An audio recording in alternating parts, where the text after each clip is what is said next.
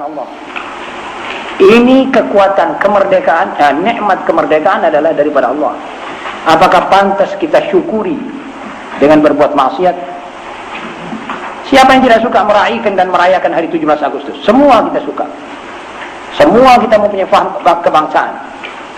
Jangan dikira orang kiai-kiai itu tidak punya perasaan kebangsaan. Jangan dikira. Semua orang mempunyai rasa cinta kepada tanah airnya. Saya sudah keliling 3/4 ini Asia. Saya pergi negeri Turki, saya pergi Asia hampir seluruhnya. Tapi saya selalu tertarik oleh Indonesia. Saya punya tanah air. Saya dilahirkan di sini. Jadi saya pergi ke hotel, duduk di hotel-hotel mewah, di tempat-tempat ibu kota, di Kuwait, di Riyadh, di mana-mana, di istana-istana. Saya teringat kepada Ampel Makmur Surabaya. Sebab saya dilahir di situ. Apa sebab saya suka pada tanah air saya. Tetapi apakah saya suka tanah air saya melanggar perintah Allah? Tidak boleh sampai ke situ, saudara.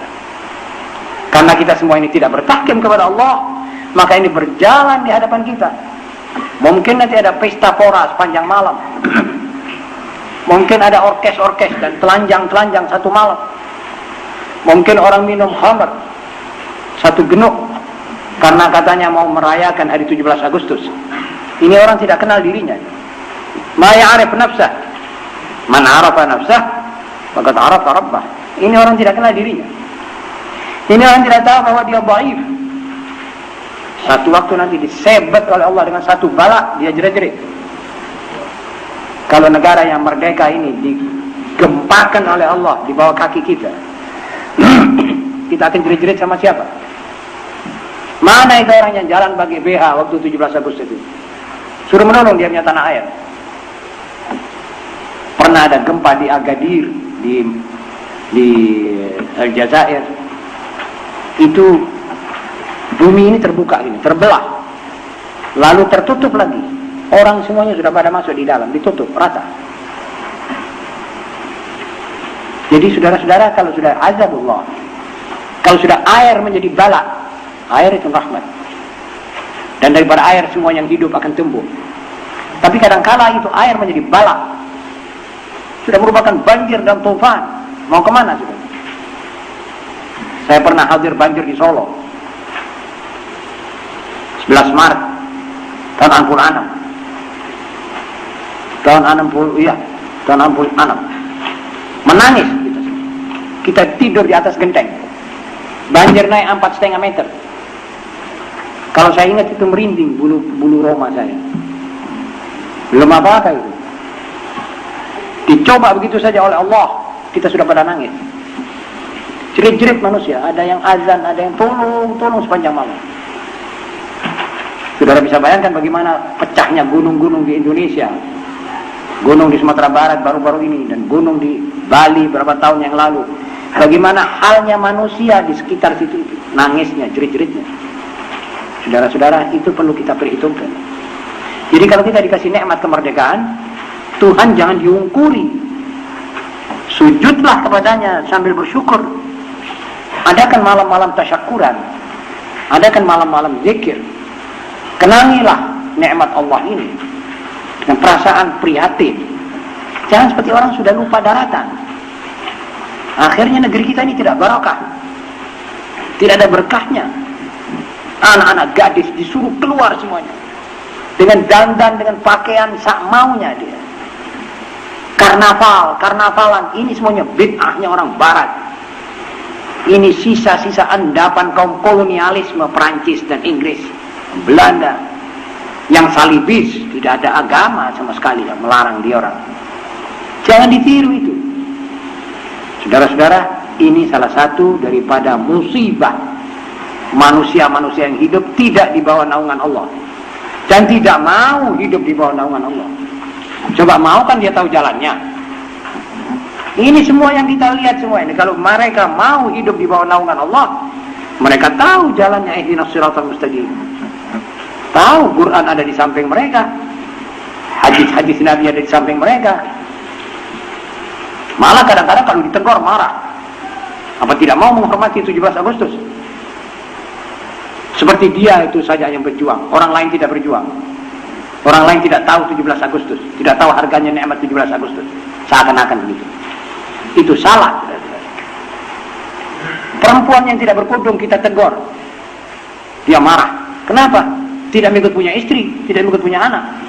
Bukan begitu jawabannya itu, saudara-saudara. Itu jawabannya orang dulu itu. Itu orang ahmak. Itu perempuan hamqa. Kita mengatakan perempuan kudu ngono, artinya kamu itu diajeni oleh Allah.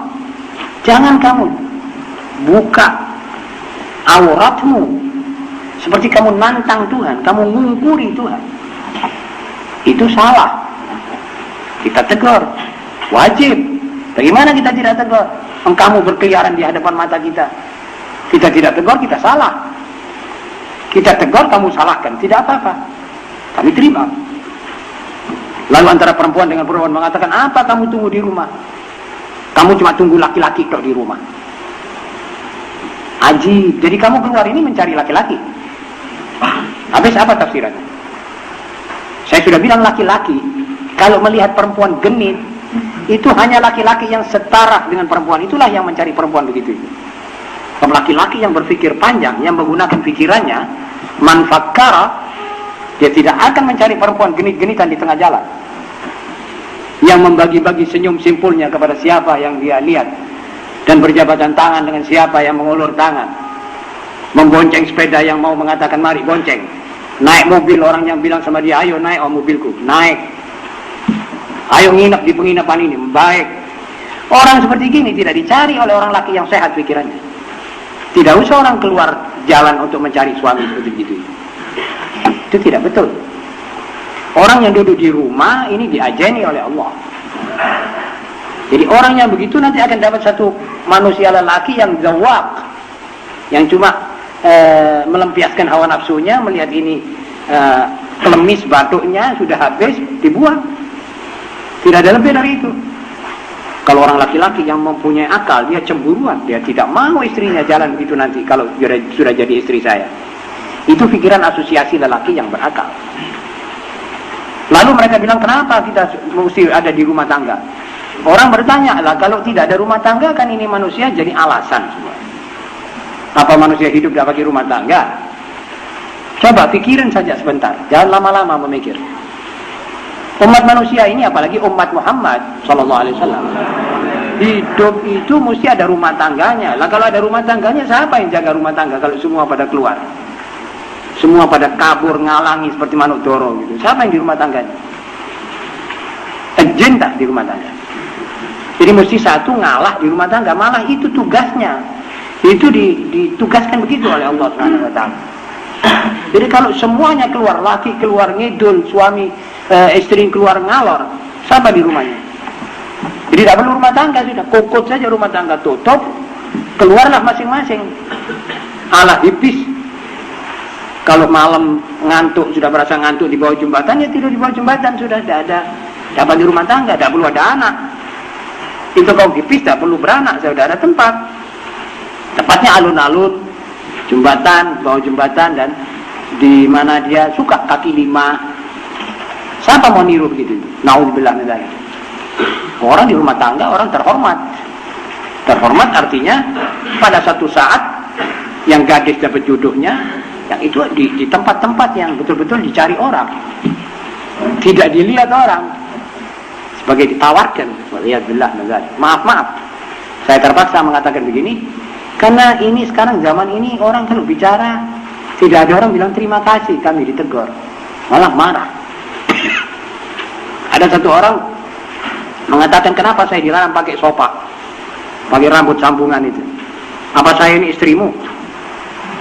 Sebetulnya bukan begitu caranya menjawab itu. Saya ini kalau melarang ada hadisnya. La'anallahu al-wasilah wal mustawsilah. Jadi yang melarang ini sebetulnya bukan saya ini cuma menyambung lidah Rasulullah SAW. Yang melarang Rasulullah SAW. Jadi jawabanmu itu sebetulnya saya perwaiskan kepada Rasulullah SAW. Ini loh Rasulullah, ini umatmu, jawabannya begini. Terserah. Akan kamu kasih syafaat apa tidak ini manusia seperti ini. Jadi sebetulnya kita ini harus hati-hati. Yang melihat mungkar sudah berkewajiban menegur. Ini beratnya. Saudara-saudara juga, bukan saya sendiri. Kalau saudara melihat istri saudara keluar tanpa kudung yang rapi, menurut sesuai dengan perintah Allah, saudara wajib tegur. Tidak usah tunggu seorang ulama atau seorang kiai khutbah. Saudara wajib kalau saudara tahu. Ya caranya saja yang baik, tidak usah kasar. Saudara-saudara, saya kira acara yang ada di hadapan saudara dari diktat ini malah didahului dengan selamat menyambut bulan suci Ramadan. Di dalam bulan puasa ini sama-sama kita bisa taat. Lalu sesudah puasa kita betul-betul merupakan umat hidayat. Ini Bangil sudah tersyuhur, kotanya orang santri, orang baik-baik insyaallah. Dan saya bersyukur kepada Allah saya ditempatkan oleh Tuhan di Bangil ini. Mudah-mudahan saya bisa bermanfaat kepada saudara dan saudara juga bisa sama-sama kita gotong royong mengangkat agama Nabi Muhammad SAW yang dihempas orang ke sana ke sini, yang tidak dihormati oleh manusia dari mana-mana saja ini. Mudah-mudahan kita bisa menghormati agama Nabi Muhammad SAW. Ayo kita jadikan Bangil ini kota teladan. Perempuannya teladan, laki-lakinya teladan, pemudanya teladan. Dan dari Bangil inilah nanti akan menyenter semua sending mubalighin. Itu dari Bangil insyaallah ta'ala. Insyaallah ta'ala, dan saudara doakan anak-anak kita di pesantren yang mungkin besok akan pulang semua. Doakan semua, mudah-mudahan mereka jadi anak-anak yang soleh, yang hidayat. Mudah-mudahan menjadi da'i ilallah pada guru-guru mereka, pada orang tua mereka, supaya kuat juga memelihara mereka seperti kita.